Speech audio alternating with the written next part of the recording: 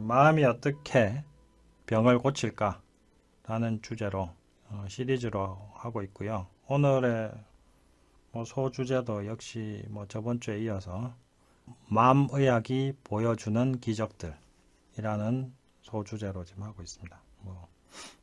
마음의학으로 치료되었던 사례들, 아주 드라마틱한 사례들 지금 말씀드리고 있고요. 오늘 할 내용은 저희 책 EFT로 낫지 않는 통증은 없다 108쪽에 나오는 이야기입니다.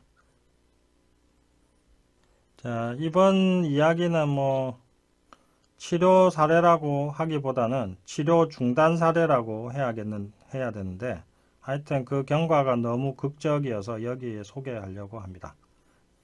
어느 날 40대 초반의 미혼 남성이 저를 찾아왔습니다. 상담실에 들어오는 이분의 얼굴을 보는데 순간 흠칫했습니다. 그동안 수많은 강의 상담을 하면서 각양각색의 사람들을 봤지만 그 중에서도 가장 험상궂은 얼굴이었습니다. 한마디로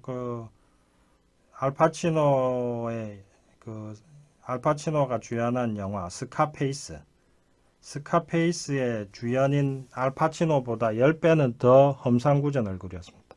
영화 스카페이스 보신 분들은 아마 잘 이해하실 겁니다. 제 말 뜻을. 알파치노보다 얼굴이 더 험상궂어요. 그래서 훔치 제가 놀랐어요. 얼굴이 너무 무섭게 생겨가지고. 근데 이분이 의외로 말투는 또 엄청 부드러웠습니다.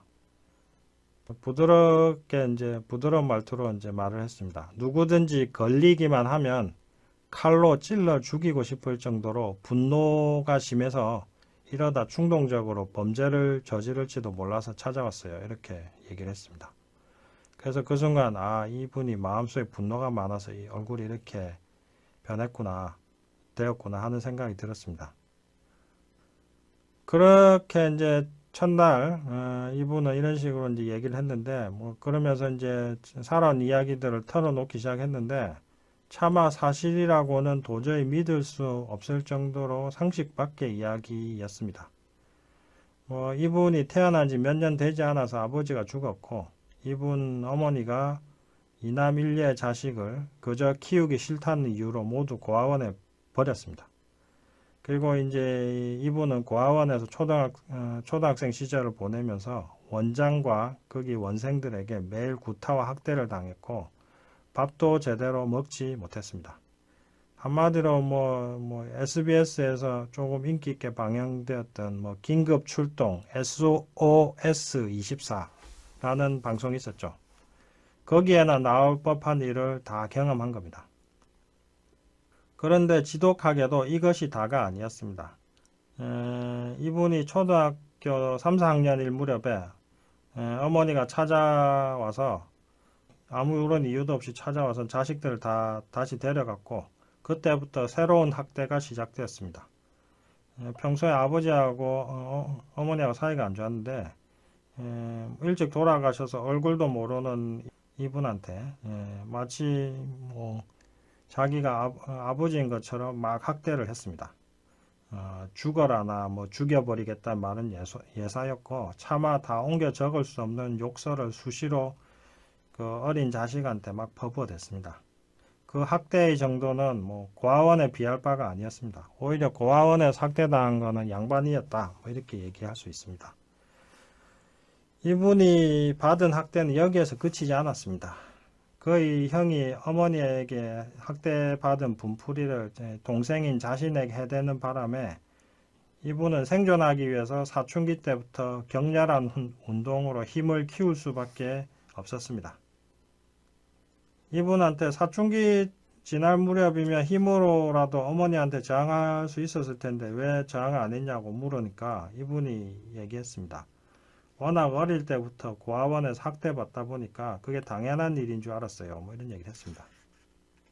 SBS 긴급 출동 SOS24 프로그램에 보면은 소위 현대판 노예라고 불린 사람들 나오잖아요. 이런 사람들은 학대가 학대인 줄도 모르고 모르는 채로 자신의 권리는 물론이고 자신의 존재마저 잊고 살아가잖아요. 마치 이렇게 살아오셨더라고요. 이분도. 그러다가 이분이 20살이 넘어서 사회생활을 하면서 점점 자아를 찾게 되었고 또 그만큼 자신을 버리고 학대한 어머니에게 분노가 많이 쌓여갔습니다. 그러다가 그 분노의 크기를 증명할 만한 일이 일어났습니다. 갑자기 사고를 당해서 경추와 요추 뼈 몇 개가 부서지고 골절이 된 거죠. 압박골절이 되고 추간판 몇 개가 디스크가 심하게 튀어나와서 신경을 너무 압박해서 사지가 마비되고 움직일 수 없는 응급 상황에 빠지게 되었습니다. 그 상황에서 이분은 고통과 충격을 거의 인사불성이었죠. 그래서 인사불성이었는데 그때 응급실에서 의사가 외쳤습니다. 지금 상황이 너무 심각하니까 빨리 보호자한테 연락해서 바로 수술할 수 있도록 해. 이 말을 인사불성 상태에서도 이 말을 듣자마자 갑자기 분노로 인해서 분노 때문에 온몸에 힘이 콱 들어가면서 속으로 이렇게 외쳤습니다. 어머니에게 연락한다고 절대로 이런 약한 모습으로 어머니를 볼 수는 없어. 나는 반드시 일어나서 복수해야 해. 이런 생각이 팍 들더라 이겁니다. 그 생각이 팍 들면서 분노가 팍 치미는 순간 몸에 힘이 팍 들어가면서 팔다리에 다 움직이더라 이거예요. 정말 거짓말 같죠? 거짓말 아닙니다. 이분이 직접 다 얘기한 겁니다. 바로 그 순간에 정신 차리고 사지를 움직여서 곧장 일어섰습니다. 그래서 수술로 치료도 안 받고 그저 어머니는 자기 엄마한테 복수해야 되겠다. 이 생각하고 팍 일어서가지고 허리에 그냥 다 나와버린 겁니다.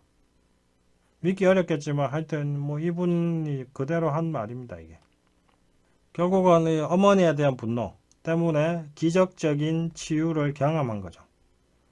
하지만 이제 분노 덕분에 허리는 나았지만 그 분노의 마음은 도저히 사라지지 않았고 이분은 학대받고 공부도 제대로 못해가지고 온갖 힘든 일을 전전했는데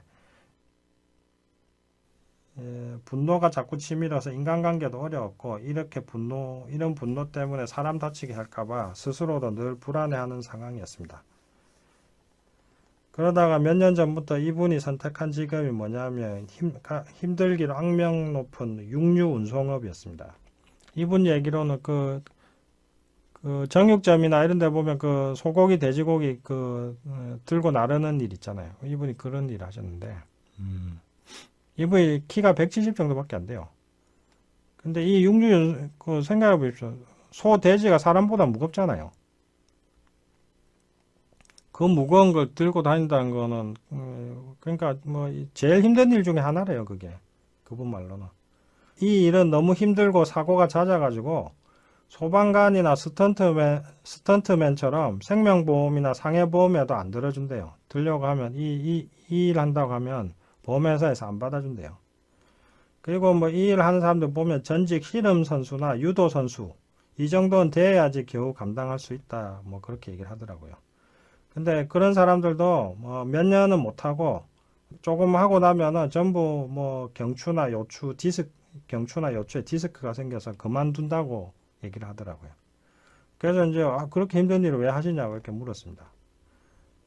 그러니까 이분이 이렇게 얘기했습니다. 한 짝에 100kg이 넘는 고깃덩이를 들 때에도 어머니만 떠올리면 힘이 콱 생겨요. 힘들 때마다 스스로 생각해요. 이것도 못 들면서 어떻게 복수를 해. 그러면 못 들 것이 없어요.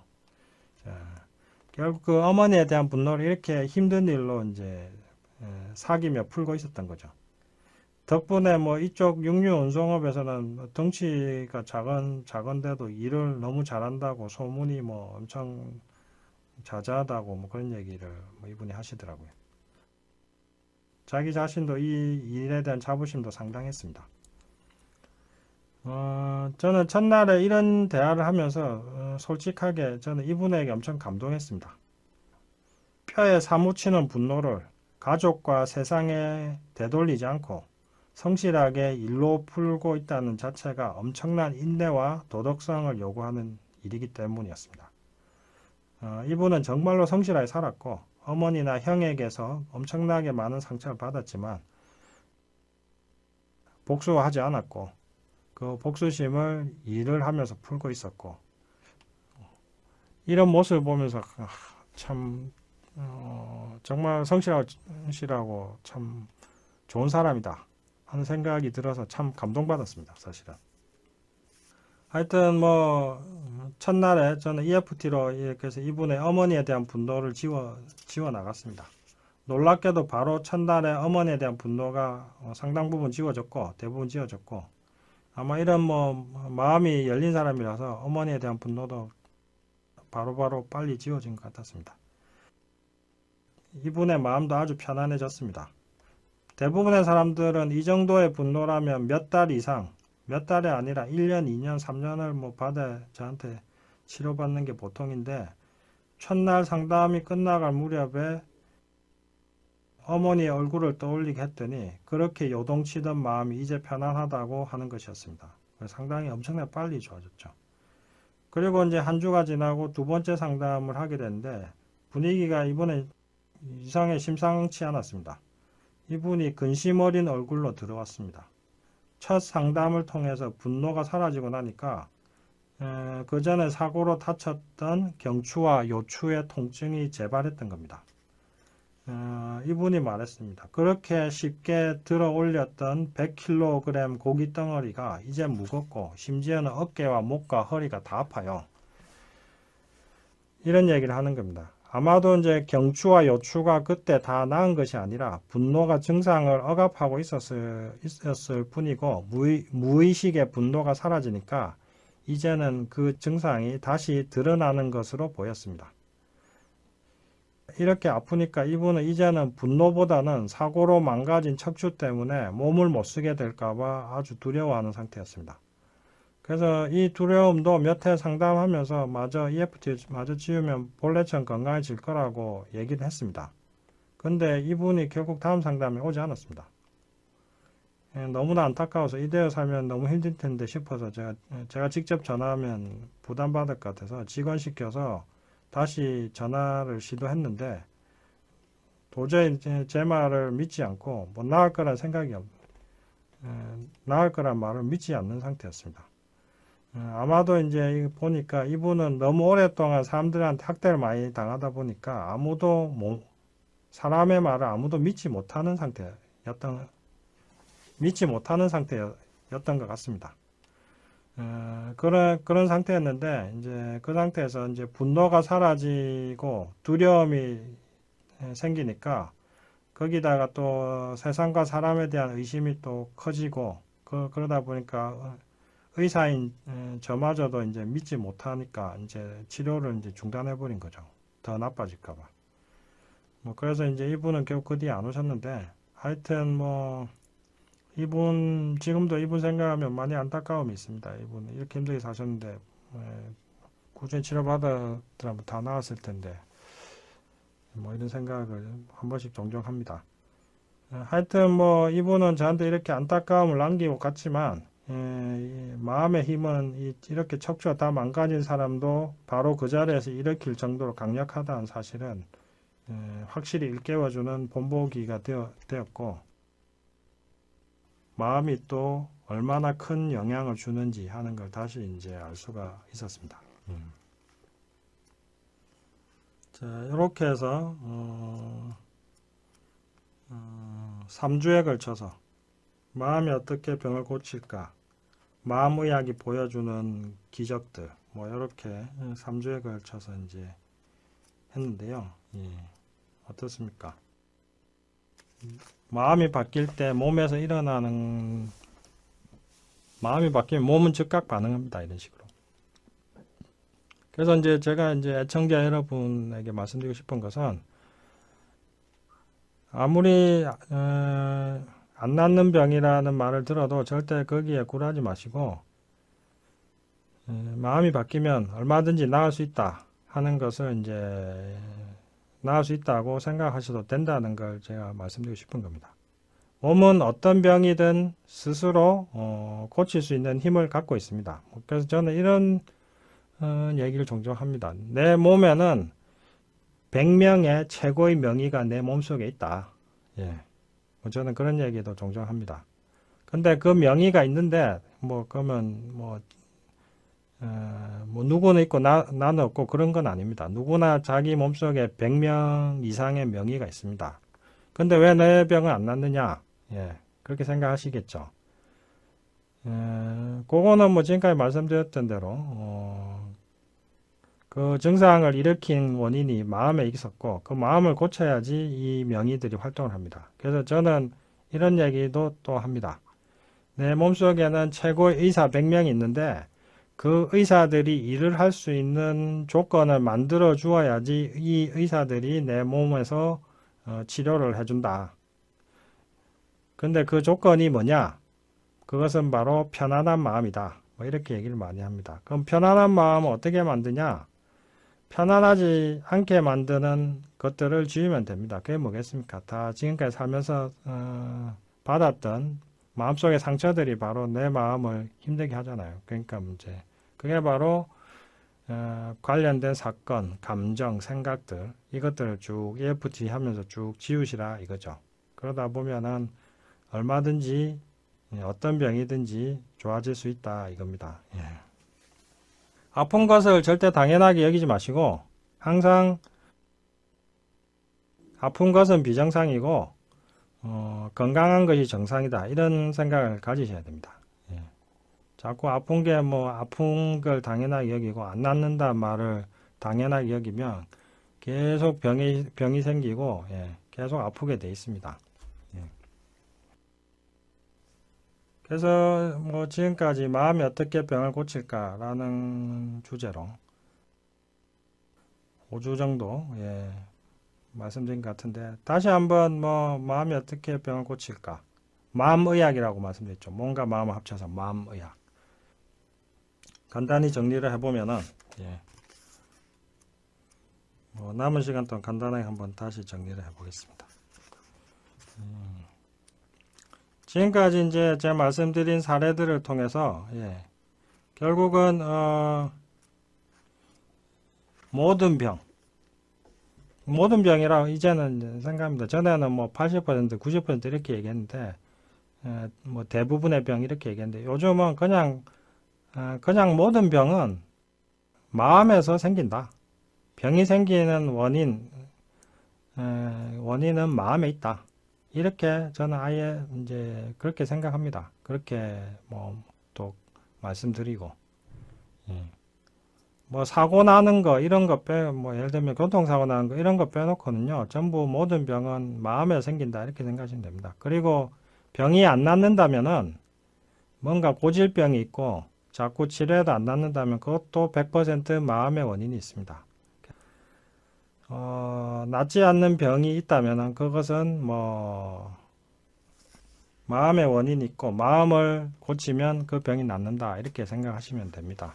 그러면 뭐 마음이 원인이 되어 생기는 병이 뭐가 있느냐 거의 대부분이죠. 뭐 제가 해본 병만 뭐 말씀드려도 뭐 알러지, 피부병, 두드러기, 온갖 소화기 질환, 그 다음에 뭐 온갖 통증 질환, 뭐 허리 아프고 무릎 아프고 그런 거 있잖아요.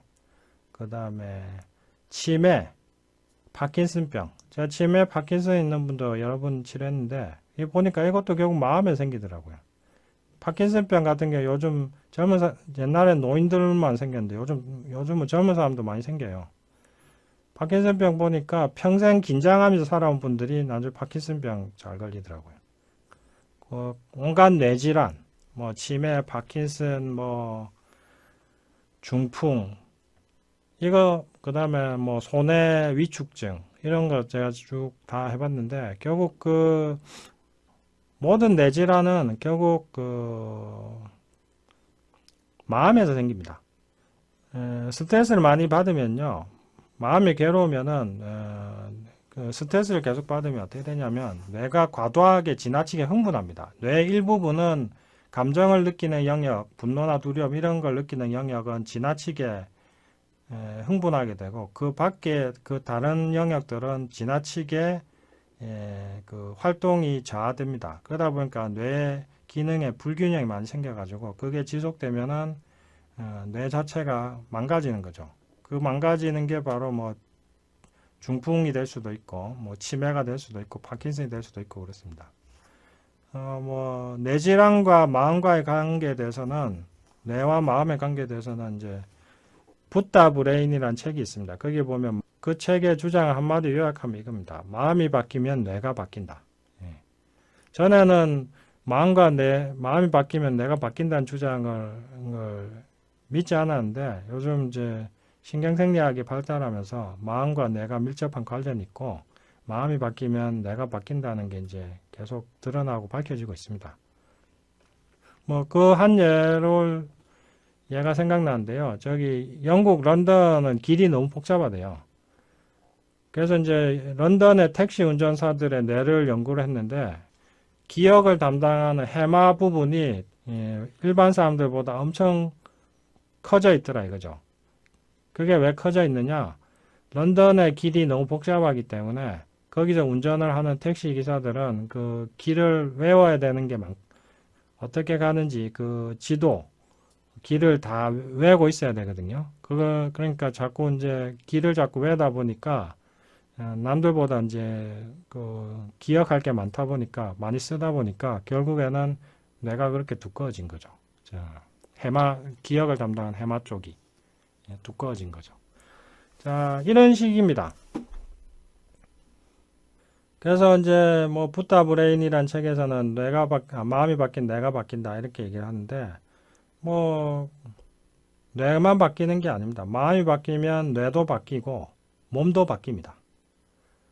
그래서 뇌 건강과 육체 건강은 모두 마음에 달려 있습니다. 그래서 마음을 자꾸 편안하게 만들어 나가면은 뇌도 편안해지고 건강해지고 몸도 편안해지고 건강해집니다. 그게 이제 제가 마음이 어떻게 병을 고칠까라는 주제로 제가 이 방송하는 이유입니다. 그것을 말씀드리고 싶은 겁니다.